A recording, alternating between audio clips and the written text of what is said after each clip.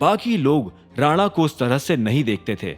अभिनव और उसके सारे साथी इस वक्त मिलकर उस जासूस को ढूंढने की कोशिश कर रहे थे जो उनकी टीम में रहकर दिक्पाल के लिए काम कर रहा था। ऐसे में अगर वो ये बात जाहिर करता तो ना सिर्फ उसकी टीम में फूट पड़ती बल्कि उसकी बात पर विश्वास करके सब लोगों का मोंटी को देखने का नजरिया भी बदल जाता।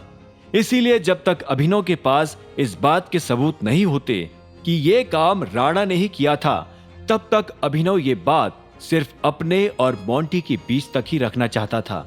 वो नहीं चाहता था कि इस बात का बुरा असर टीम के किसी और आदमी पर भी हो। अभिनव, कुछ बोलोगे? नहीं, मैं उसका चेहरा नहीं देख पाया। वो काफी दूर था, लेकिन उसने मुझे भी मारने की कोशिश की थी। यह सुनते ही अलायना ने एक गहरी सांस ली और बोली, ठीक है, चिंता की कोई बात नहीं है। टीम के जो बड़े हैं वो इस मैटर को रिजॉल्व कर लेंगे। फिलहाल हमें उस जासूस को ढूंढना चाहिए। शायद उसके जरिए हमें इस केस के बारे में कुछ पता चल जाए। तुम ठीक कह रही हो। पर तुम्हें क्या लगता है, जासूस कोई बूढ़ा आदमी होगा या फिर कोई जवान?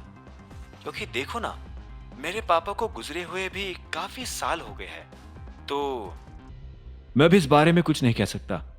हो सकता है कि वो कोई ऐसा आदमी हो जो हम लोगों के बहुत करीब हो, लेकिन जो भी हो वो ज्यादा दिन तक हमसे बच नहीं पाएगा। बिल्कुल सही कह रहे हो। इसके अलावा भी मेरे पास तुम्हारे लिए एक न्यूज है। अलायना ने कहा, बताओ। मुझे यहाँ इटली में फिल ट्यूलिप मिल गई है। याद है तुम्हें बचपन में फिल ट्यूलिप कितनी पसंद थी? तुम हमेशा कहा करते थे कि बड़े होकर अगर तुम कोई घड़ी बांधोगे तो वो फिल ट्यूलिप ही होगी। अभिनव को अब अपना बचपन ठीक से याद नहीं था। उसे धीरे धीरे सारी चीजें याद आ रही थी। फिर भी अभिनव ने मुस्कुराते हुए कहा, हाँ, ये तो बहुत अच्छी बात है।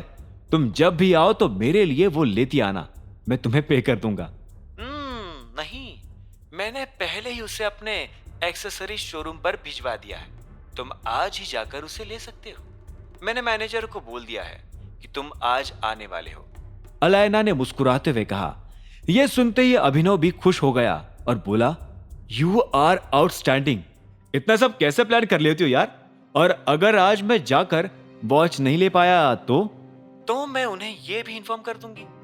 मैं तो बस तुम्हें सरप्राइज देना चाहती थी। वैसे भी ये वॉच मेरी तरफ से तुम्हारे लिए गिफ्ट है, तुम्हारा वेलकम गिफ्ट। अलायना ने कहा। यह सुनते ही अभिनव को हंसी आ गई।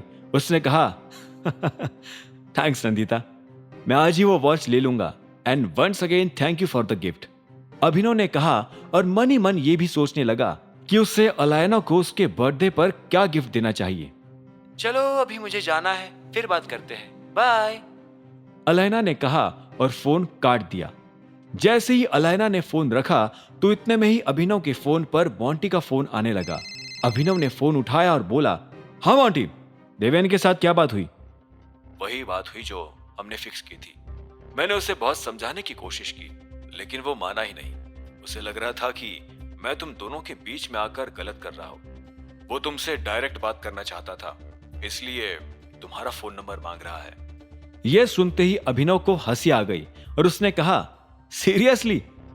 तो वो अब टाइगर से बात करना चाहता है? हाँ, पर मैंने अभी भी तुम्हारा नंबर उसे दिया नहीं है। मुझे लगा एक बार पहले तुमसे पूछ लेना चाहिए। तो बोलो, मैं उसे तुम्हारा नंबर दूं या नहीं? मोंटी ने उधर से सवाल किया।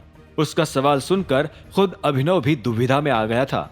टाइगर होने के नाते उसे देवेन से सीधे बात करनी चाहिए थी या नहीं। काफी देर तक सोचने के बाद उसने कहा, ठीक है, तुम उसे मेरा फोन नंबर दे दो। यह कहते हुए अभिनव के चेहरे पर मुस्कान आ गई थी। मोंटी ने फोन रखा और अभिनव भी अपना फोन जेब में डालकर एक बड़ी सी कुटिल मुस्कान के साथ वॉशरूम से बाहर निकल आया। आगे की कहानी जानने के लिए देखें अगला एपिसोड सिर्फ पॉकेट एफएम के यूट्यूब चैनल पर, और द रिटर्न ऑफ टाइगर के सारे एपिसोड्स को सुनने के लिए डिस्क्रिप्शन में दी लिंक से डाउनलोड करें पॉकेट एफएम ऐप।